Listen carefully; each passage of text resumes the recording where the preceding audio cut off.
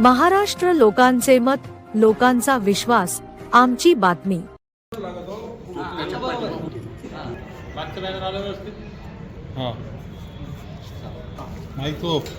घालायला पिवळं वादळ येतोय, सावध व्हा सत्ताधाऱ्यांनो, आमचा समाज एक होतोय आणि 16 मार्चला दीपक भाऊंसोबत मुंबईच्या दिशेने येतोय।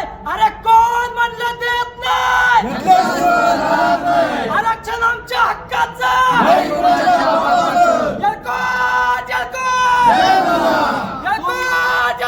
लाखों से देखो, हम भी आएंगे लाखों से। यलकोट यलकोट। दीपक भाऊ आप संघर्ष करो, हम तुम्हारे साथ हैं। दीपक भाऊ आप संघर्ष करो, हम तुम्हारे साथ हैं। दीपक भाऊच्या भावांनो, मुंबईच्या आझाद मैदानावर सगळे गट सोडून एकत्र या आणि आरक्षण धनगर समाजाच्या काळात मिळून द्या। नुसतं म्हणू नका भाऊ दीपक भाऊनं सुपारी घेतली त्याच घेतली। अरे मीच म्हणतो भाऊनं सुपारी नाही, सुपारीचा पोतं घेतलंय, पण कुणाचं? धनगर समाजाच्या लेकराबाळाच्या।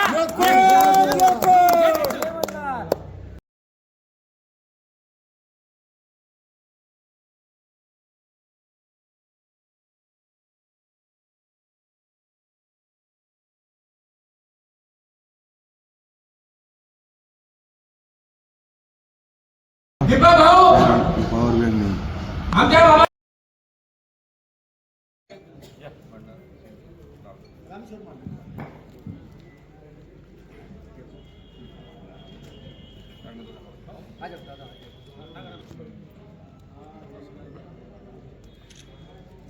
येळकोट येळकोट येळकोट येळकोट। जय मल्हार।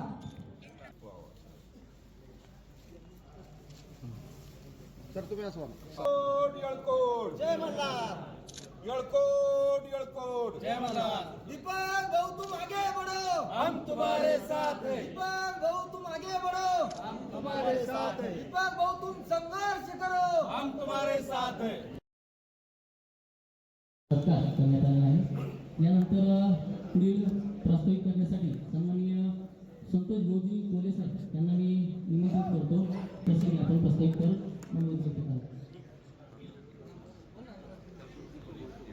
हिंदुस्थानचं हिंदुत्व ज्या काळामध्ये हिंदुत्व संपवण्यासाठी अनेक परकीय आक्रमण या भारत देशावर झाले, त्या काळातही देव देऊळ आणि धर्म या उक्तीला धरून अखंड हिंदुस्थानात कन्याकुमारी ते काश्मीर पर्यंत भारताच्या चारही कोपऱ्यापर्यंत ज्यांनी खऱ्या अर्थाने हिंदुत्वाला जतन करण्याचं काम केलं ते राजमाता पुण्यश्लोक अहिल्यामाई होळकर यांना नतमस्तक होऊन, ज्यांनी आपल्याला खऱ्या अर्थाने लोकशाहीतून तुम्ही राजेशाहीतून लोकशाही आल्यानंतर आपल्याला जो घटनादत्त अधिकार देऊन जी नियमावली करून वंचित उपेक्षितांना खऱ्या अर्थाने जो न्याय द्यायचं काम केलं, जे असे राज्यघटनाकार विश्वरत्न डॉक्टर बाबासाहेब आंबेडकर यांना नतमस्तक होऊन,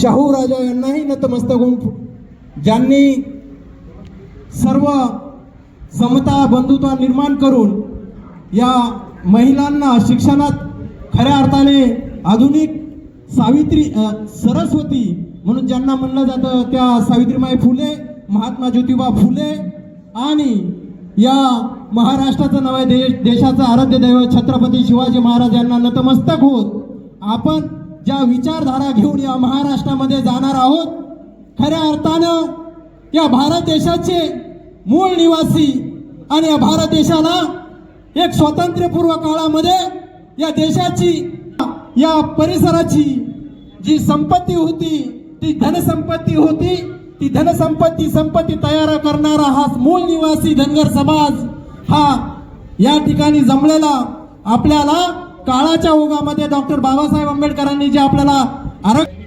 सत्ता पिपासू लोकांना आपल्याला सत्तेपासून बाजूला ठेवलं आणि आपला जो धनगर आरक्षण एसटी आरक्षण जो आहे त्यापासून आपल्याला देऊन न देता या सर्व लोकांनी त्या ठिकाणी आपल्यावर अन्याय केलेला आहे त्याला संभाजीनगरच्या वतीने तरी आपण जिल्ह्यात असलो तरी पण बाहेरून भरपूर आलेले यांना सगळ्यांना मानाचा जय मल्हार. तर तुम्ही आमच्या विनंतीला मान देऊन खूप मोठ्या संख्येने उपस्थित झाला त्याबद्दल तुमचे छत्रपती संभाजीनगरच्या वतीने मनापासून आभार.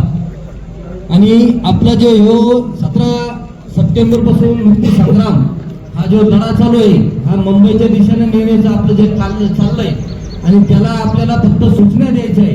आपल्याला भाषण इथं हे करायचं नाहीये, फक्त सूचना आणि मुंबई कशी पिवळीमय करता येईल आणि सरकारचे कसे नाकी नऊ आणता येईल आपल्याला याच्यावरच सूचना द्यायच्या आहे. भाषण करायची वेळ नाही, भाषण देण्याचे स्टेज नाही. आपण फक्त सूचना म्हणूनच हे ठरवलं होतं आणि प्रत्येकाने सूचना द्यायची. मी जास्त काही बोलणार नाही कारण माझ्यापेक्षा खूप मोठे थोर मान आहे इथं बोलण्यासारखे खूप काही आहे. पण मला एवढं सगळ्यांना पाहून असंच भरून आलं, अरे कोण म्हणतं मेल्याशिवाय स्वर्ग दिसत नाही, अरे कोण म्हणतं मेल्याशिवाय स्वर्ग दिसत नाही. आमचा जन्मच स्वर्गात झाला या महाराष्ट्राच्या मातीत आणि या धनगराच्या जातीत. बस, धन्यवाद, जय मल्हार. आश्वासन देऊ इच्छितो. वर्ष दिले असेल, कोणी 40 वर्ष दिली असेल. मी स्टार्टिंगला 2006ला एक मेंढ्या होता मी अनाथ आणून 2012ला सरपंच झालो होतो. आता पण माझे वडील मेंढ्या वगैरे ओळखतात. बोलायची नियोजन नाही हो, जेवढं घोषणा देता येईल. रक्त आलं नाकातून कुठून आलं तरी मी मुंबईला घोषणा देणारच आहे. एकदा इच्छा होती मागे मी येऊ शकतो नाही, मागच्या गावात तिकडे गेले होते तेव्हा येऊ शकलं नाही. स्टार्टिंगला जिम्मेदारी एवढीच घेईल, घोषणा जेवढा देता येईल तेवढं देईल. गाळा बसवून काही घोषणा देईल. त्यानंतर जिल्हा नियोजन समिती आमच्या तालुक्याला जी फुलंब्री तालुक्याला जी आम्हाला काही ते जिम्मेदारी देईल, छत्रपती संभाजीनगर जिल्ह्यातून फुलंब्री तालुक्याच्या वतीने सर्वात जास्त माणसं आणण्याची जिम्मेदारी आम्ही घेऊ. एक आंदोलनाची भूमी आहे, या भूमीला तुम्ही प्राधान्य दिले त्याबद्दल मी सर्वांच्या परत एकदा मनापासून धन्यवाद मानतो. बोलणार नाही, बोलण्यासारखी आपण भरपूर बोलतात, सगळ्यांना माहिती आहे. भाऊ काय माहिती काय, इथं आजूबाजूला धनगर समाज खूप आहे पण यांना येण्याची दानत नाहीये. लोक समाजाला सगळं समजताय, सामन्याला काय पाहिजे काय करायचं हे पण समजताय, नुसतं येण्याचं सोपवलं घेतात. हे आता कुठंतरी जागे व्हा, दुसऱ्या समाजाचं हे सुद्धा समजेल. आधी सर्वात पहिले सर्व महामानवांना आणि सर्व राजमातांना माझा मानाचा अभिवादन.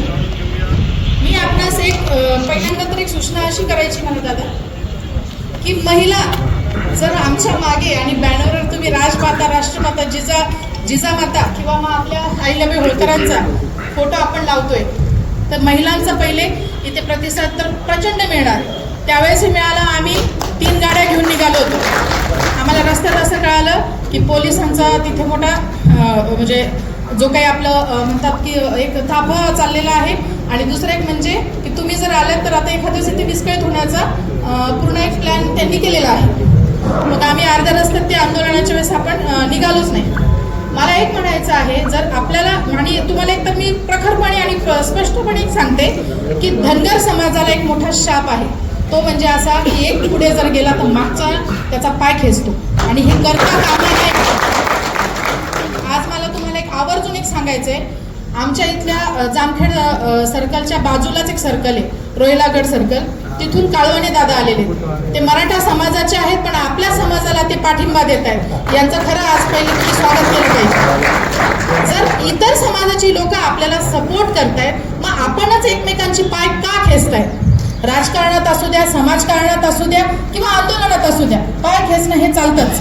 माझं एक म्हणणं आहे, एकजुटीने जर वज्रमुठ आपण तयार केली आणि जर आपण ठरवलं की ह्या आंदोलनाला आपण सर्वात प्रचंड प्रतिसाद दिला तर महिलांचा तर तुम्हाला सांगते चुलीपर्यंत आम्ही जातोच. जर आम्ही प्रचाराला चुलीपर्यंत जाऊ शकतो. आणि सूचना एक अशी आहे आमची की तुम्ही महिलांना सुद्धा ह्या समितीमध्ये इन्व्हॉल्व करावं, कारण 2-3 महिलांनी काहीतरी लाईव्ह नियोजन बैठक होती छत्रपती संभाजीनगर. काय निर्णय झालेले आहे आणि कसं आरक्षणाचं लढाईचा तयारी चालू आहे? आपण म्हणतो संविधानानुसार हा देश चालतो, पण दुर्दैवानं संविधानाची अंमलबजावणी खऱ्या अर्थाने या देशात झाली नाही. संविधानाला अभिप्रेत असलेली समानता या देशामध्ये रुजली नाही. कारण धनगरांचा समावेश या संविधानानुसार ST कॅटेगरीमध्ये होतो. 47 जमातींच्या यादीमध्ये 36 नंबरला धनगर आहेत आणि गेल्या 7 दशकांपासून हा घटनादत्त अधिकाराच्या अंमलबजावणीचा लढा सुरू आहे. 2014ला नरेंद्र मोदी साहेब ज्यावेळेस पंढरपूरला आले त्यांनी लाखो लोकांसमोर सांगितलं होतं की आम्हाला सत्ता द्या, आम्ही तुमचा प्रश्न सोडवतो. आता या राज्याचे मुख्यमंत्री देवेंद्र फडणवीस साहेब ज्यावेळेस बारामतीला गेले, आमच्यासारखे तिथं 9 उपोषणकर्त्यांनी लाखो समाज बांधवांसमोर त्यांनी सांगितलं की तुम्ही आम्हाला सत्ता द्या, पहिल्या कॅबिनेटमध्ये देतो. परंतु सरकारचं गेल्या 12 वर्षांपासून हे सातत्यानं धनगर समाजाला फसवणं सुरू आहे. 17 सप्टेंबरला म्हणजे आम्ही जे म्हणतो की बाबासाहेब आंबेडकरांनी अमृतरूपी आरक्षण आमच्यासाठी दिलंय, परंतु इथल्या प्रस्थापित आणि धूर्त व्यवस्थेनं हे कैद करून ठेवलंय. त्याला या अमृतरूपी आरक्षणाला मुक्त करण्यासाठी घटनादत्त अधिकाराची अंमलबजावणी व्हावी म्हणून 17 सप्टेंबरला मराठवाडा मुक्ती संग्राम दिनी आम्ही एक आंदोलन, एक लढा सुरू केला. तो लढा पुढे जात असताना 21 जानेवारीला मुंबईच्या आझाद मैदानामध्ये जाण्याचं ठरलं होतं. हा लढा दडपण्याचं सरकारनं एक षडयंत्र केलं, परंतु मल्हार मावळे या दबावतंत्राला, अटक सत्राला, यांच्या धमकीला, यांच्या भीतीला न घाबरता मुंबईच्या आझाद मैदानामध्ये धडकला. 21 जानेवारीला आम्ही शांततेच्या मार्गाने मुंबईतून परत येताना सरकारला सांगितलं होतं, प्रशासनाला सांगितलं होतं की आम्ही परत कायदेशीर पद्धतीनं, संविधानिक पद्धतीनं शांततेच्या मार्गाने येऊ, आमच्या स्वाभिमानाला डिवचण्याचं काम तुम्ही करू नका. म्हणून आज संभाजीनगरच्या या भूमीमध्ये एक ऐतिहासिक, निर्णायक आणि शेवटची राज्यस्तरीय बैठक धनगर समाजाची झाली. या बैठकीसाठी समाजाचे ज्येष्ठ नेते ज्यांनी 3 वेळा विधिमंडळाचं प्रतिनिधित्व करत समाजाच्या आरक्षणाचा प्रश्न लढला, असे आनंदकुमार पाटील साहेबांपासून प्रत्येक जिल्ह्यातील खूप सारे महत्त्वाचे बांधव या ठिकाणी आलेले होते. आणि आज एक निर्णय झाला की 16 मार्च रोजी होळकरशाहीचे संस्थापक, अटकेपार झेंडे फडकावणारे सुभेदार मल्हारराव होळकर यांची जयंती आहे. आणि मल्हारराव होळकरांची जयंती धनगर मुंबईत साजरी करणार. मुंबईच्या आझाद मैदानामध्ये धनगर या घटनादत्त अधिकाराच्या अंमलबजावणीचा प्रश्न घेऊन जाणार, कारण अधिवेशन सध्या चालू आहे. सर्व आमदार मुंबईमध्ये आहेत, सर्व सरकार मुंबईमध्ये आहे. म्हणून 16 मार्च रोजी मल्हार मावळे, आमच्या अहिल्यामाईंच्या लेकी, आम्ही ताकदीनं मुंबईमध्ये जाऊ. आमच्या एसटी आरक्षणाची अंमलबजावणी होत नाही तोपर्यंत आम्ही मुंबई सोडणार नाही. तर आता तुम्ही बोलताना सांगितलं की सरकारने फसवलेलं आहे, काय नेमकं फसवणूक झालेली आहे? सरकारच्या वतीनं देवेंद्र फडणवीस राज्याचे मुख्यमंत्री आणि देशाचे पंतप्रधान नरेंद्र मोदी यांनी लाखो समाज बांधवांसमोर सांगितलं होतं की आम्ही सत्तेत आलो तर तुमचा प्रश्न सोडवतो. फडणवीस साहेबांनी सांगितलं होतं की पहिल्या कॅबिनेटमध्ये सोडवतो, हे लेखी दिलं होतं. आज धनगरांमुळं या देशात, या राज्यात भाजप सत्तेमध्ये आलं. नरेंद्र मोदी साहेब पंतप्रधान झाले, पण त्यांनी दिलेला शब्द पाळला नाही. देवेंद्र फडणवीस साहेब मुख्यमंत्री झाले, त्यांनीही धनगरांना शब्द दिलेला पाळला नाही. म्हणून ते गेल्या 12 वर्षांपासून धनगरांची सातत्यानं फसवणूक करत आहे. ही भावना आता धनगरांची झालेली आहे. आणि ही भावना जर कायम राहिली तर येणाऱ्या काळात ज्या धनगरांनी यांना सत्तेत बसवलं, हेच धनगर यांना सत्तेतून दूर करतील. म्हणून तुम्हाला जर सत्ता टिकवायची असेल तर तुम्ही धनगरांना दिलेला शब्द पाळा, हे सांगण्यासाठी आम्ही मुंबईमध्ये जाणार. सध्या जी परिस्थिती आज महाराष्ट्रामध्ये, सर्व समाज आरक्षणासंदर्भात लढत आहे, पण तुमच्या समाजाच्या लोकांवर अनेक कार्यकर्त्यावर गुन्हे दाखल आहे, जेलमध्ये गेले. आता यांच्याकडून काय अपेक्षा आहे तुम्हाला सरकारकडून? नाही, निश्चितपणे हे एक मुक्ती संग्राम याला आम्ही नाव दिलं. ही आझादीची एक प्रकारे लढाई आहे आणि क्रांती हे बलिदान मागत असते. आमच्या कित्येक बांधवांना बलिदान द्यावं लागलं. हजारो बांधवांवर, माझ्यासह या सर्वांवर कितीतरी गुन्हे दाखल आहेत. आणि निश्चितपणे उद्या आम्हाला जेलमध्ये जाण्याचं काम पडलं, आम्हाला फासावर जरी लटकवलं सरकारनं, तरी आम्ही समाजाच्या प्रश्नाप्रती कसल्याही प्रकारची तडजोड करणार नाही. सरकारला याच्यामध्ये माफी देणार नाही. आंदोलनाची काय दिशा असणार? आंदोलन 15 तारखेला सकाळी 10 वाजता जालन्यातून जिथून आंदोलन सुरू झालं होतं, त्या राष्ट्रमाता अहिल्यादेवी होळकर यांच्या नियोजित स्मारकाच्या जागेवरून मल्हार मावळे, आमच्या अहिल्यामाईंच्या लेकी 15 तारखेला सकाळी 10 वाजता मुंबईच्या दिशेनं निघू. 15 तारखेला मुंबईच्या वेशीवर मुक्कामाला थांबू आणि 16 तारखेला सकाळी 10 वाजता संविधानिक मार्गानं, शांततेच्या मार्गानं, ज्या संविधानानं आम्हाला अधिकार दिला आंदोलन करण्याचा, त्या अधिकाराच्या अंतर्गत आम्ही मुंबईच्या आझाद मैदानावर सकाळी 10 वाजता बसू. आणि मला खात्री आहे, जर या महाराष्ट्रातला प्रत्येक मावळा, मल्हार मावळा ताकदीनं जर मुंबईमध्ये आला तर 16 तारखेला संध्याकाळपर्यंत देवेंद्र फडणवीस साहेबांना या बाबतीमध्ये सकारात्मक निर्णय घ्यावा लागेल. समाज बांधवांना काय आवाहन याच माध्यमातून? समाज बांधवांना एकच विनंती करेल की बघत नाही, आमचं छोटंसं स्वप्न आहे की बारामतीच्या मातीतून स्वर्गीय BK कोकरे साहेबांनी खऱ्या अर्थानं हा लढा राज्यभर नेला. आणि तेव्हापासून त्यांच्या अगोदर सुद्धा सातत्यानं समाज हा लढा लढतोय. या लढाईचा शेवट झाला पाहिजे, आमच्या लेकराबाळांचं कल्याण झालं पाहिजे, म्हणून आम्ही हा शेवटचा निर्णायक लढा लढतोय. आपण सुद्धा शेवटचा लढा म्हणून, निर्णायक लढा म्हणून, आमच्या लेकराबाळांच्या कल्याणाच्या, समाजाच्या अस्तित्वाचा, भविष्याचा शेवटचा लढा म्हणून ताकदीनं तनमन धनानं या लढ्यामध्ये सहभागी व्हा. 15 तारखेला महाराष्ट्रातल्या प्रत्येक मल्हार मावळ्यानं मिळेल त्या वाहनानं, मिळेल त्या साधनानं जालन्यामध्ये या. जे बांधव जालन्याला 15 तारखेला सकाळी 10 पर्यंत पोहोचणार नाही, त्यांनी मिळेल त्या साधनानं, मिळेल त्या वाहनानं 16 तारखेला सकाळी 10 वाजेपर्यंत मुंबईत पोहोचा. आता कुठतरी जोर धरलेला आहे. आपल्या छत्रपती संभाजीनगर मोठे पूर्ण महाराष्ट्रभरातून जे कार्यकर्ते, पदाधिकारी, धनगर समाजाचे नागरिक आले, ते काय नेमकं नियोजन बैठकीमध्ये झालेलं आहे? या ठिकाणी या महाराष्ट्रामधून संभाजीनगरला अनेक कार्यकर्ते, प्रत्येक जिल्ह्यातनं कार्यकर्त्याला बोलवलं होतं. प्रत्येक जिल्ह्यातनं 5 ते 10 कार्यकर्ते, 2 कार्यकर्ते, 4 कार्यकर्ते या ठिकाणी आलेले होते. सर्व कार्यकर्ते तोलामोलाचे होते आणि या समाजाची, धनगर समाजाच्या आरक्षणाची लढाई ही निर्णायक वळणावरती आलेली आहे. येत्या 16 तारखेला मल्हारराव होळकरांची जयंती आहे. ती जयंती आम्ही मानण्यासाठी मुंबईला आम्ही आगेकूच करणार आहोत आणि त्याच ठिकाणी आरक्षणाचा लढा हा उभारणार आहोत. तो आरक्षणाचा लढा उभारताना संपूर्ण महाराष्ट्रातले आज जेवढे सर्व कार्यकर्ते आले होते त्यांनी सर्वांनी निर्धार केलेला आहे की येत्या 16 तारखेला मुंबई ही पूर्ण पिवळी धमक करायची आहे. सर्व ठिकाणी आंदोलक त्या ठिकाणी तुम्हाला दिसतील. धनगर समाजाचा जलवा त्या ठिकाणी दिसेल आणि तो जलवा असा असेल की माननीय मुख्यमंत्री देवेंद्रजी फडणवीस साहेब यांना मात्र काहीतरी निर्णय घेतल्याशिवाय त्यांच्या घरी त्यांना झोप येणार नाही, एवढा मात्र निश्चित सांगतो. कारण मुंबईत गेल्यानंतर गुलाल आपल्या अंगावर पडन का अशी अपेक्षा आहे का आपल्याला? मुंबईत गेल्यानंतर गुलाल नाही, परंतु भंडारा मात्र आमच्या अंगावर आम्ही पाडू घेणार आहेत आणि तो भंडारा आम्ही पाडण्यासाठी त्या ठिकाणी जीवाची आहुती जरी लागली तरी चालल. त्या ठिकाणी काय होईल ते होईल, पण एकदाचा हा प्रश्न आम्हाला एकदा मिटूनच टाकवायचा आहे. आमच्या वडिलापासून, आज्यापासून, पंजापासून ही चाललेली लढाई आता कुठेतरी निर्णायक वळणावर येऊन आम्हाला ती संपवायची आहे. दादा, हे आंदोलन 1-1.5 महिन्यापूर्वी ऑलरेडी एकदा मुंबईपर्यंत गेलं होतं. आता परत तुम्ही मुंबईला जायचा निर्धार केला आहे. काय फरक असणार आहे आधीच्या आंदोलनात आणि आताच्या आंदोलनात? अतिशय मोठा फरक असणार आहे. त्यावेळेचं जे आंदोलन होतं त्यावेळेस सरकारने वेगवेगळे कारणं दिले होते की आमची आचारसंहिता चालू आहे, जिल्हा परिषदच्या निवडणुका होत्या, काही ठिकाणी पंचायत समितीच्या निवडणुका चालू होत्या आणि काही ठिकाणी महानगरपालिकेच्या निवडणुका चालू होत्या. त्यावेळी त्यांनी आचारसंहितेचं कारण काढून वेळ धाकवूपणा त्या ठिकाणी केला होता. तो वेळ धाकवूपणा करायला आता सरकारला कुठलंही कारण उरलेलं नाही. त्यामुळं आणि सर्व लोक आता मोकळे झालेले आहेत.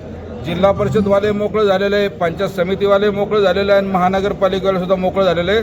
त्यामुळे आंदोलनाला फार मोठी धार या ठिकाणी येणार आहे. शेवटचा प्रश्न असा आहे, कारण लोकप्रतिनिधी आंदोलनामध्ये सहभागी होणार आहे की आपल्या समाजाचे? 100% होणार आहे.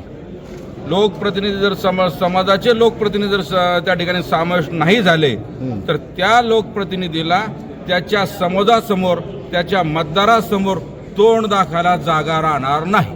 काय समाज बांधवाला काय आव्हान करणार आहे आंदोलनासमोर? समाज बांधवांना हेच आव्हान आहे, बाबांनो, आपले वडील थकलेत, आपले आजोबा थकले, आपले पंजोबा थकले आणि आपण पण थकलो, परंतु आपल्या लेकराबाळासाठी, आपल्या मुलाबाळासाठी, आपल्या गरीबातल्या गरीबाच्या मुलाबाळासाठी आपल्याला हे आंदोलन करणं आहे. म्हणून तुम्हाला आज बी मरणं आहे, उद्या बी मरणं आहे. जसं शेलार मामाने दोर कापला होता, गड्यांनो तुम्ही एक तर लढून मरा नाही तर उडी खाऊन मरा, तोच प्रकार आज तुम्हाला करणं आहे. तुम्हाला मुंबईच्या ठिकाणी त्या आरक्षण ठिकाणी जाणं आहे, एक तर तुम्हाला आरक्षण घेऊन येणं आहे, नसता तिथं तुमचा स्वतःचा जीव गमवणं आहे. समाजात आज एक खासदारकीसाठी उमेदवार दिला, त्याकडे तुम्ही कसं बघताय? त्यांचं तर आम्ही अभिनंदन करतो. एक काय त्यांनी तर 10 द्यायला पाहिजे होते, 4चे 4 आम्हाला द्यायला पाहिजे होते, कारण आमचा बॅकलॉग साऱ्यात मोठा आहे. एक देऊन आम्हाला कुठं तुम्ही गोजरवणी करतात. आमचं मतदान घेता आणि एखादा खासदारकीचा आम्हाला तिकीट देता, एखादा खासदारकीची राज्यसभेची देता, हे पण तुम्ही पापच करता ना. तुम्ही दिलं म्हणून काही उपकार नाही केलेला.